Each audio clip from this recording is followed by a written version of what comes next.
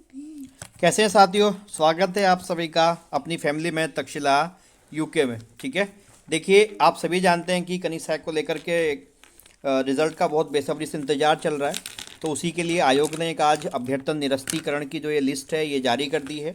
इसको थोड़ा सा देख लीजिए। मैंने इसमें अभी आपको बताया भी था कि एक गुड न्यूज़ है और एक बैड न्यूज़ है। ठीक है, क्या गुड न्यूज़ है क्या बैड न्यूज़ है उसको देखते हैं। पहले देखते हैं छोटा सा ये नोटिस, इसमें मैंने इंपॉर्टेंट चीज़ें मार्क कर दी हैं। जैसे 4 अक्टूबर 2024 को इसका नोटिफिकेशन निकला था, अरसा बीत गया, करोड़ों करोड़ों साल पीछे चले गए। ठीक है, उसके बाद फिर इन्होंने टाइपिंग कराई और कुल मिलाकर के 1141 जो अभ्यर्थी थे उनको यहाँ पे इन्होंने श्रेष्ठ सूची में जगह दी थी।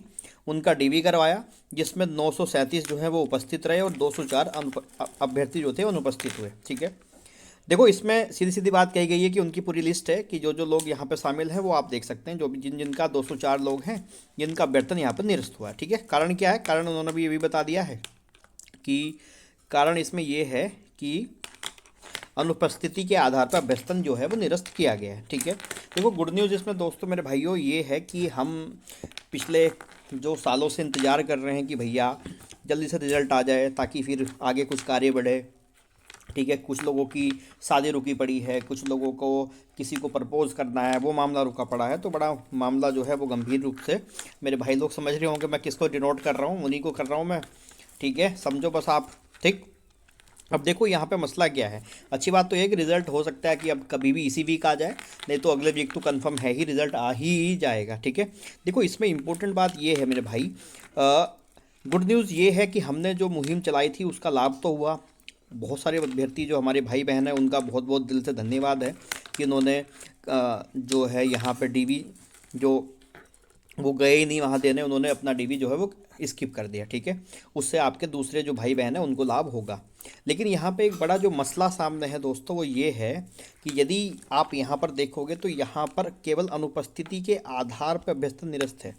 जो हमने एफिडेविट यहाँ पे लगवाए थे उस एफिडेविट के विषय में कोई भी जानकारी आयोग की तरफ से यहाँ पर नहीं दी गई है। ठीक है, इसका मतलब ये है कि हो सकता है कि आयोग उनको कंसिडर ना करे, क्योंकि ऐसी कुछ खबर अभी आई भी थी अभी कुछ दिन पहले, जो हमारे कुछ भाई गए थे वहाँ पे आयोग के अंदर, तो अध्यक्ष जी ने ये बात कही भी थी कि ये सब एफिडेविट सब फर्जी हैं, मैं इनको मानूंगा ही नहीं, ऐसा कुछ बातें उन्होंने कही भी थी। ठीक है, हालांकि ऐसा नहीं है।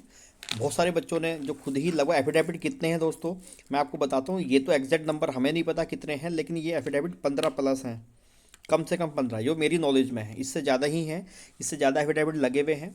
देखो वो भाई मैं ये नहीं कह रहा कि देखो इसमें एफिडेविट में आपको मैं बताता हूँ, मोटे तौर पे जो EWS है उसमें एफिडेविट है, गर्ल्स में एफिडेविट है, बच्चों SC में एफिडेविट है, ST में भी हैं और साथ में OBC में भी है, यानी कि हर कैटेगरी में एफिडेविट लगा हुआ है। तो अगर एफिडेविट वाले भाई इस पर थोड़ा सा ध्यान दें, वे भाई लोग हमारे में कनिष्ठ सैक वाले लोग अगर वे कल आयोग जाते हैं और उन्हें जाना चाहिए इस विषय को लेकर के कि सर एफिडेविट का आप क्या कर रहे हो, क्योंकि आपकी नौकरी का मामला है। जो लोग सेफ़ हैं ऊपर ऊपर वाले जो सेफ़ हैं उनको तो ज़्यादा दिक्कत है नहीं, इसलिए वो ज़्यादा लोड भी नहीं ले रहे इस चीज़ का।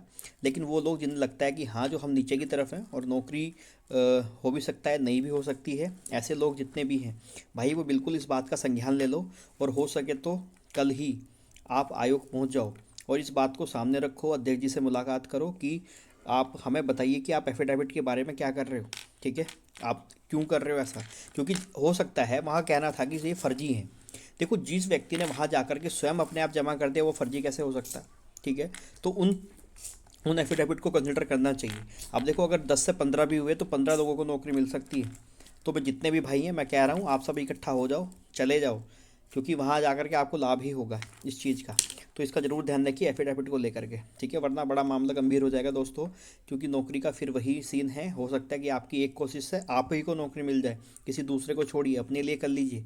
जो ऐसे लोग हैं जो एफिडेविट वाले हैं वो चले जाइए, ज़रूर चले जाइए। ठीक है, दूसरी बात यह है कि जो कह रहे हैं कि वेटिंग लिस्ट, ठीक है, देखो वेटिंग लिस्ट का तो पता नहीं है, लेकिन हम अभी भी वहीं पे टिके हुए हैं। अभी भी हम लोगों ने पूरा एनालिसिस इसमें कर लिया था और फिर भी अभी भी हमने थोड़ी देर पहले भी हम लोगों ने इसमें देखा।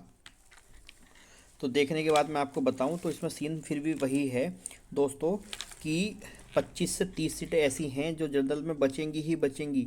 उनको कैसे करेगा आयोग, बस वही देखना है। हो सकता है कि आपको 1-2 दिन में कोई ऐसी लिस्ट मिले और एक दिन के लिए आपका डीवी हो, ऐसा हम अनुमान लगा रहे हैं, ठीक है। अभी पक्का नहीं कह सकते कि ऐसा होगा, लेकिन आयोग का देखना तो है ही, क्योंकि सीटें तो बचेंगी यहाँ पे। तो आप बिल्कुल होपफुल रहिए।